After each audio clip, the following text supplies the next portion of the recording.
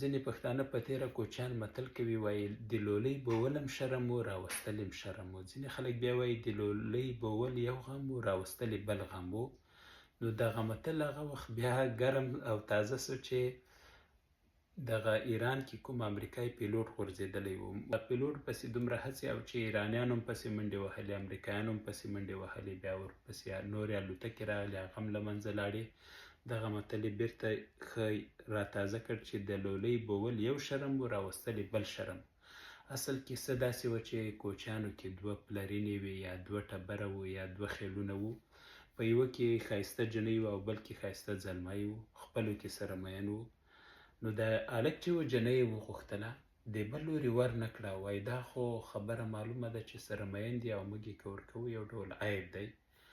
آخر د هلک ویلې چې کار څنګه کېږي دا جنۍ به زه کومه، او د جنۍ نوم هم لولۍ و.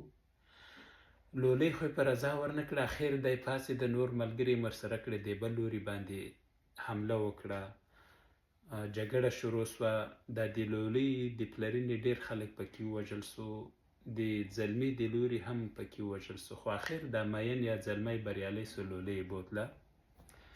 بیا دا د لولۍ قبیله سره راټوله سوه. وایي دا خو زموږ لپاره لوی شرم او پیغور دی چې لولۍ یې رانه بوتله، دومره خلک ورباندې مړه هم سو، که مړه نه وی بوولې وی خیر ده. بیا یې لښکر جوړ کړ او پسې لاړل د مین لور ته. جګړه شروع سو. څومره چې په بولو کې وژل شوي وو، هغومره د لولۍ په راوستلو کې 2 چنده مړه سو. یا 200 کې بولو کې مړه وو، 400 په راوستلو کې مړه سو.